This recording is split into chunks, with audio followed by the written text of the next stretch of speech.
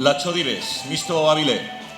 Buenas tardes, bienvenidos a la ceremonia de entrega de la 8ª edición de los Premios de Cultura Gitana 8 de abril. Premio de Cultura Gitana 8 de abril de Artes Escénicas. El jurado concede el Premio de Cultura Gitana 8 de abril de Artes Escénicas a doña Emilia Jiménez La Maña.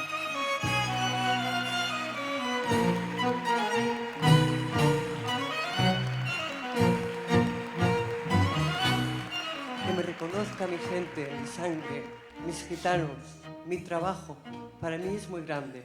He trabajado toda mi vida con payos. Jamás me he sentido marginada. Los gitanos tenemos algo especial. Tenemos fuerza.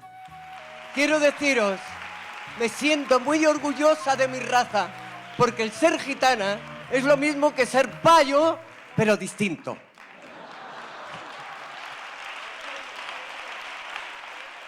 Tengo 70 años y llevo 65 años trabajando para que digan que los gitanos somos vagos. Good evening, Rowan. It's the 20th of March 2016 and it's just after 10 o'clock. And obviously I'm making you my usual Sunday evening video to reassure you I haven't been seducing any priests over the weekend, despite your command that I should do so. Anyway, I thought we could have another little chat about your article in the Sunday Times last week, which I'm still fuming about. But the particular thing I want to talk about is where you say in this article that you need to be scrupulously alert to the risk of scapegoating and demonising other religious communities, especially Jews. So this is what you say: anyone concerned, as I am, about Islamophobia here and elsewhere needs to be scrupulously alert to the risk of scapegoating and demonising other religious communities, especially Jews. So, I mean, I've already had a good laugh about Islamophobia, haven't I, that you've whipped up with all your globalist propaganda about 9/11 and the London bombings and everything. So, I wanted particularly this evening, though, to talk about the word scrupulous, because it is a word that's used in a religious sense, scrupulous. I mean, in the Catholic Church, scrupulous, if someone is scrupulous, it means they're spending a lot of time fretting over their every action and everything they say and everything they think, worrying about whether it's a sin or not. So that's what a scrupulous person is, that's what scrupulosity is. But you seem to be using it quite differently here, because you're not scrupulous about yourself, you're scrupulous about other people. So you're kind of anti-scrupulous, really, aren't you? Because you don't spend even a second of any day worrying that you might be doing anything wrong, because you haven't got any morals, have you? It's not that you've got bad morals, you don't have any morals, you're amoral. Oh, but you have empathy, don't you? So it's all alright then, all your evil behaviour.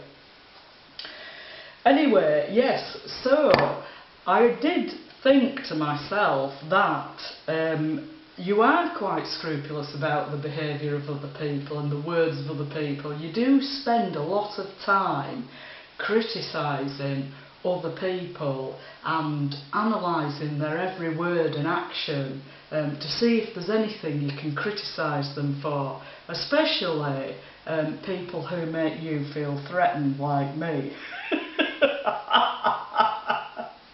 And you want to wriggle out of the fact that you're part of a Luciferian conspiracy. This is why you've reacted in this way about me criticising the Rothschilds, who are Luciferians, who are pretending to be Jews. One question that did occur to me as well is, because you're scrupulously alert about any trace of anti-Semitism, you're scrupulously alert about Islamophobia, but you're particularly scrupulously alert about anti-Semitism, because you talk about demonising other religious communities, and you do say especially Jews, so you're particularly scrupulous about that. So it seems also that you haven't used the word scrupulous in relation to this. You're scrupulous about helping the poor. You're scrupulous about liberating women from patriarchy, and you're scrupulous about eliminating heteronormativity as well. So I'd be quite worried if I was a Jew. Considering your track record in these other areas, because you liberate poor women by waving your dick at them, don't you? And telling them they have to open their legs and get wet, and they've got no other choice, using mind control techniques, and the techniques used to break down political dissidents, as I've said before. You're very well practiced in these things, which is why you've got so many suicides in your wake. Anyway, I did wonder, you see, because you're so scrupulous about anti-Semitism, and you have said especially Jews here, you're especially scrupulous about Jews.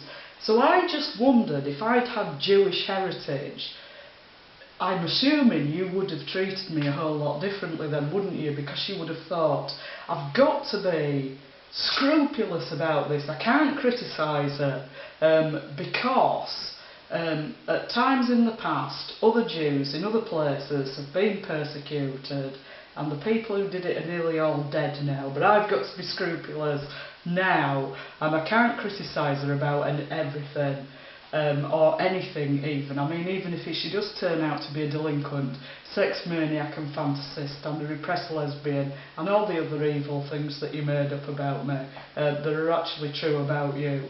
And it wouldn't even surprise me if you were a repressed lesbian, to be honest. You lie about so many other things.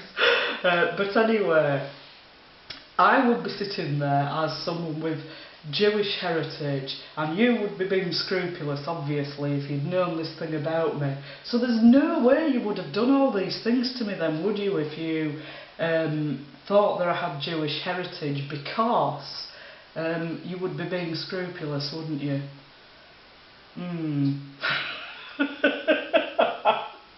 Anyway, I did just wonder as well if you were aware about the persecution of gypsies, of Romani people in Europe, which has happened frequently in many places. It's still going on today in various places. You can research all of this if you like, and you'll find that everywhere that gypsies have been, they've been persecuted at some time or other. In fact, they have a history very similar to Jewish history in Europe. Because Romani culture is an oral culture, and it's only relatively recently that the majority of Romani children have been taught to read and write, because Romani culture is an oral culture, and they've generally kept more separate from mainstream society than even Jews do. Not a lot of people know about this, and in fact there's so many Romani people living, they don't tell other people about their heritage, because people tend to look down on gypsies, and they'll say things about gypsies that they wouldn't dream about saying of people who belong to any other race. And in fact I wasn't told about my Romani heritage as a child. I'm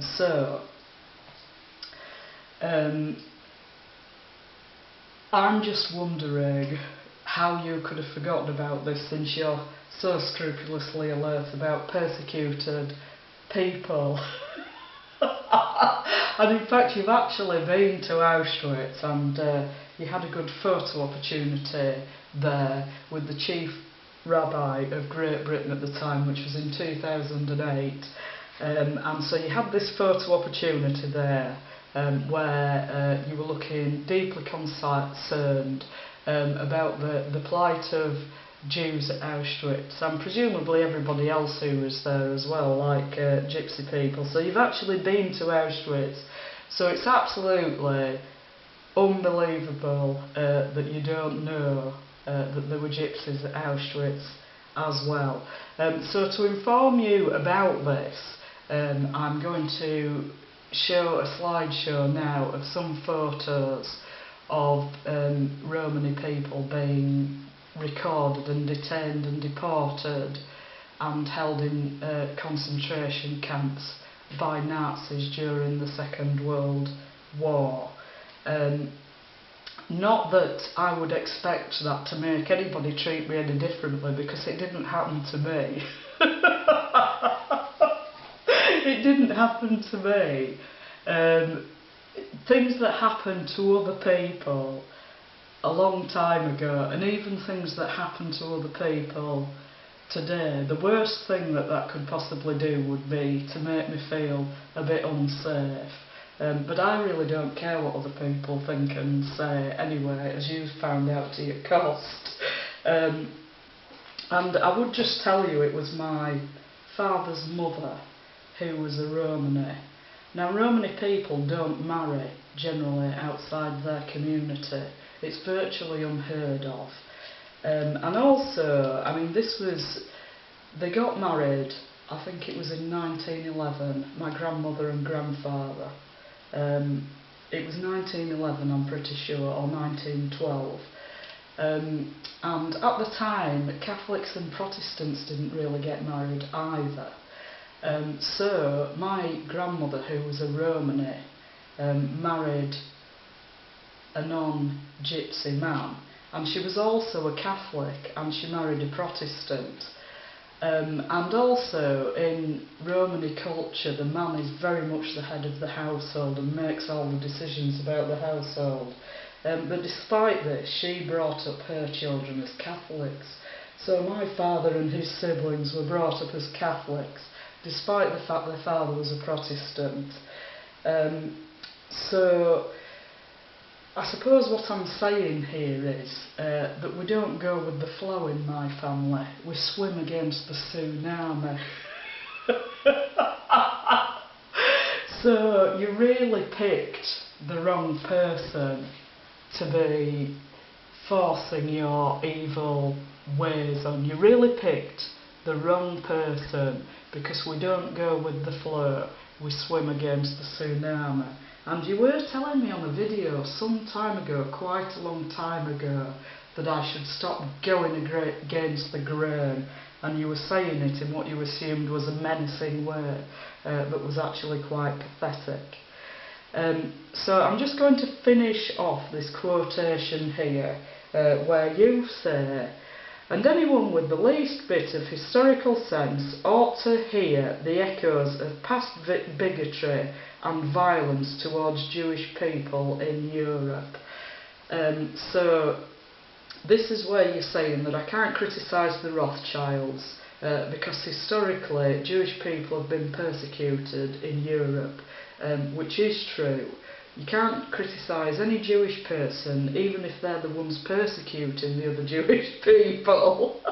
And you're trying to tell me, even though you know I've got a great historical sense, and that one thing I do is a lot of historical research and look at the context of things that are taking place.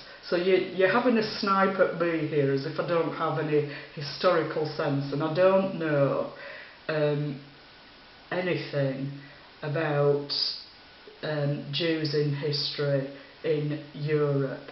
And by the way, I would also like to point out that I do have a degree in Spanish, which I did part-time at evening classes, and in my final year for my oral presentation I had to talk for 20 minutes on a subject about Spanish culture or history or something like that, and the talk that I gave in Spanish was about Jews in medieval Spain, so I do know more than the majority of people about Jewish history in Europe as well, not just in recent history, but in more remote history. And as I've also mentioned, I was a member of JSOC as well. I've also visited synagogues and taken part in the Sabbath worship in synagogues. I can read Hebrew, I'm very familiar with the Jewish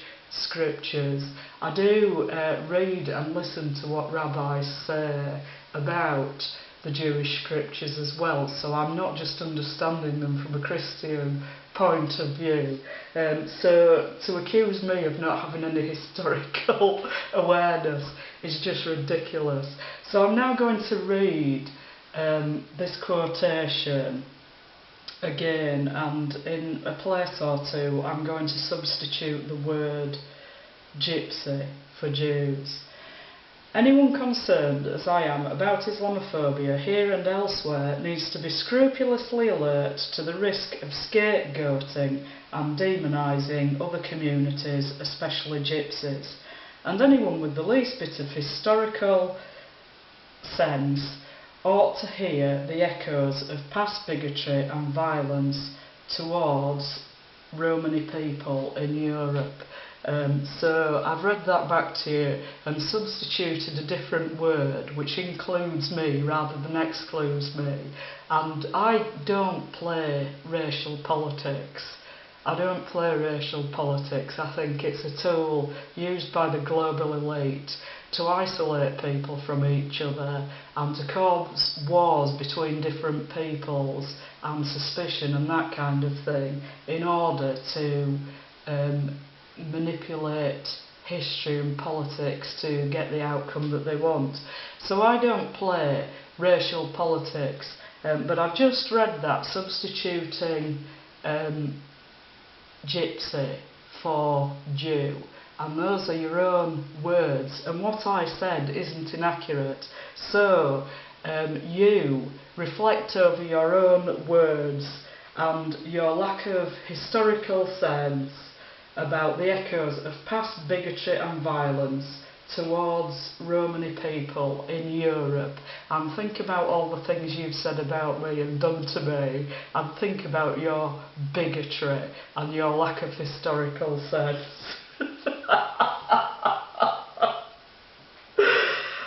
Do you know what? Another thing that occurred to me as well after I'd made that video where I said I suppose being a member of JSOC doesn't prove that I'm not anti-Semitic, because after all you were Archbishop of Canterbury and that doesn't prove that you're a Christian and that you're not a Luciferian. But the factor that I didn't mention, of course, was that I didn't get paid £750,000 for joining JSOC, did I? I just wanted to say hello to the people and find out what went on, and I've never gained any advantage from being a member of JSOC. From working with, and I actually shared a house with a Jewish person in Bristol as well for over 2 years. I worked with a Jewish person there, I've worked with Jewish people in Leeds. It's never ever been an issue, and I've never gained any advantage from that, and I've never gained any advantage from being a member of JSOC or from visiting synagogues or from reading Jewish books or anything like that. I've never gained any advantage from it up until now, when I was able to present this information and show you up for the complete and utter arrogant fool that you are. Fancy calling me anti-Semitic, you total idiot. You're such a desperate man. The echoes of past bigotry and violence. Just because I say the Rothschilds are scumbags, and everybody knows that they're scumbags. I don't care whether they're Jewish or not, I just don't care. They're not Jewish in any real sense of the word, like it's not what they believe, so it's totally irrelevant. Their race is irrelevant. Their religion isn't Judaism, even if they pretend it is. Just like your religion isn't Christianity. even though you pretend it is. You always lie about it and misrepresent it. And another thing, of course, I could point out is that it's not me who keeps misrepresenting and misquoting the Jewish scriptures the way that you do. For example, in relation to Leviticus 25, where you repeatedly say that it says the opposite of what it does say. And then you misquoted a poem written by someone else and said it was the book of Proverbs.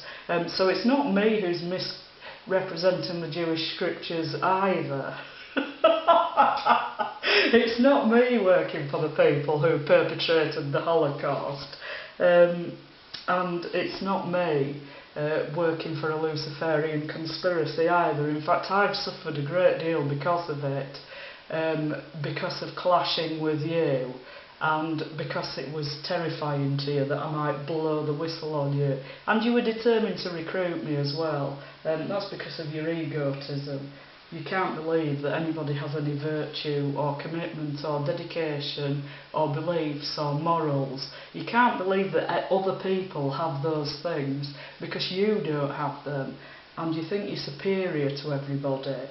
So it's just too terrible for you to think that anyone else might have these qualities.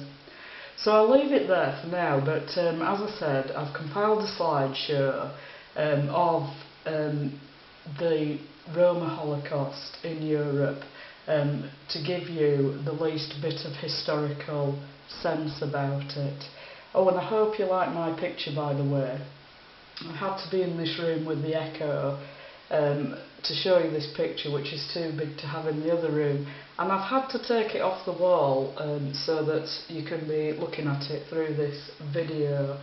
So I hope that you've enjoyed looking at this picture of a knife grinder, which is a traditional gypsy occupation, and there's his wife there sitting outside the Vado. So, have a nice week, and don't forget, be alert. Well, you're scrupulously alert, aren't you? So that won't be difficult. So be alert. Hasta la próxima.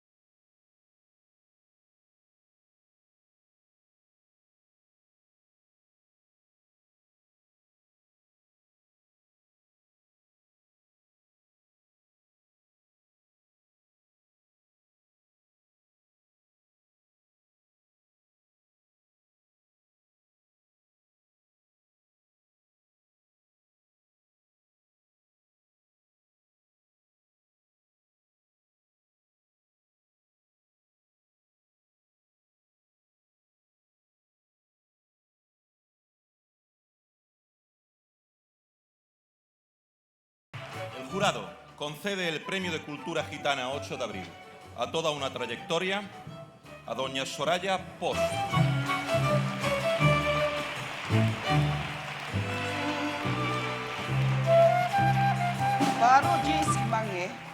Hoy es un gran día para mí. Quiero hablar con la lengua de mi corazón. Roma da España. Gracias, gitanos de España. Familia que tiene más soporto. Gracias a mi familia que me ha dado apoyo. Y antes que nada quiero agradecer a Dios, dar las gracias a Dios. Quiero agradecer a los gitanos de España, especialmente a Diego, a Juan de Dios y a muchas mujeres que están aquí, que conoce desde hace muchos años.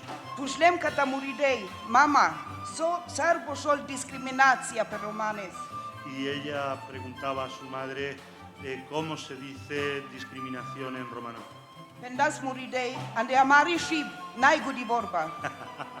En nuestro idioma, y su madre le contestaba en nuestro idioma, no existe esa palabra.